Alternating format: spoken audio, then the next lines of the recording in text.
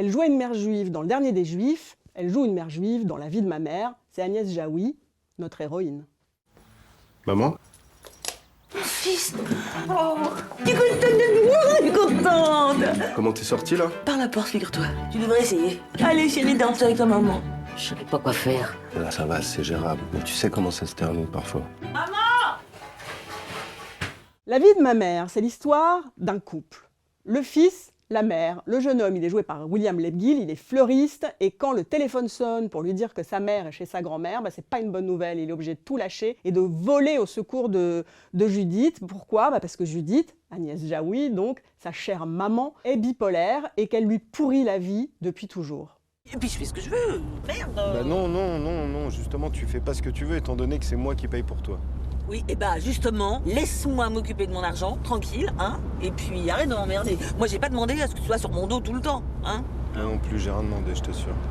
La vie de ma mère, c'est un premier long métrage signé Julien Carpentier. Alors on sent très vite que c'est un sujet qui lui tient très à cœur, cette histoire de relation entre un fils et sa mère bipolaire, maniaco-dépressive. Le film m'a beaucoup plu parce que pour un film français, notamment un premier film français, il y a du travail. C'est-à-dire que très souvent, c'est des films qui sont un petit peu bâclés, où les personnages sont hors sol. Là, il y a quand même des personnages qui ont un métier. En tout cas, le personnage de William Lebguil, il est fleuriste et on le voit travailler, on voit ce que ça implique d'être fleuriste. C'est un jeune homme d'aujourd'hui qui a une relation sentimentale un petit peu compliquée avec une amie, on va dire vraiment la meilleure amie qui est en train de devenir un plan cul, mais un petit peu plus que ça. Dans toutes les scènes aussi qu'il y a avec cette jeune femme que joue Alison Wheeler, c'est très bien écrit, c'est très sensible. De la même manière, dans toutes les scènes avec Agnès Jaoui, c'est parfois un peu prévisible, mais à chaque fois, je trouve qu'il arrive toujours à emmener le film vers quelque chose d'assez beau. Et évidemment, après tout ce que vient de dire Samuel, je vais faire la méchante cette semaine, parce que vraiment, on est au cœur du banal, Carpentier.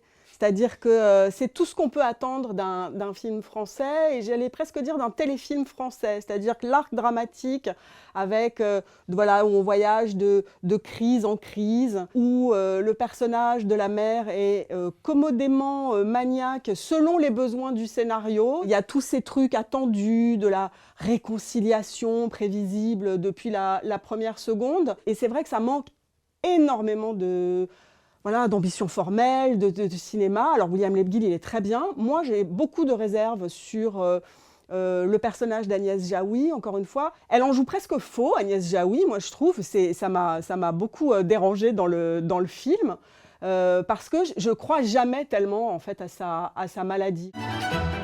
C'est moi, elle se doute de rien. Je la ramène à la clinique. Maman! Pas marre de me foutre la honte là, sérieusement?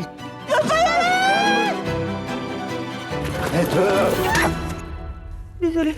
Je trouve qu'on a tous les attendus, tout ce parcours ultra balisé d'un premier film français gentil et gentiment finançable, jusqu'à l'inévitable scène de karaoké, où la mère et son fils vont chanter la larme à l'œil sur « Fais-moi une place » de Julien Clerc. Le film est agréable, mais il est quand même dispensable. Marie est très sévère, voire elle n'a pas de cœur, ou alors elle n'aime pas Julien Clerc, je ne sais pas. Mais... Mon idole. Alors effectivement, comme je l'ai dit, le film est un peu prévisible, il y a des scènes attendues, mais justement il s'en sort toujours très bien, je trouve, dans toutes ces scènes attendues, parce qu'il y a ces petits détails qui font la différence avec d'autres films beaucoup plus paresseux dans l'écriture. Alors c'est qu'un premier film, effectivement, ça manque de mise en scène, mais voilà, il y a quand même, c'est vraiment cette qualité d'écriture qui fait la différence. C'est un très joli premier film français. La vie de ma mère, c'est bof, pardon. Oh, la vie de ma mère, c'est très bien. Tu te rends compte de ce que tu fais là? Tu crois que c'est facile? Tu penses que c'est cool d'avoir une mère comme toi en fait? Fais-moi une place au fond de ta bulle.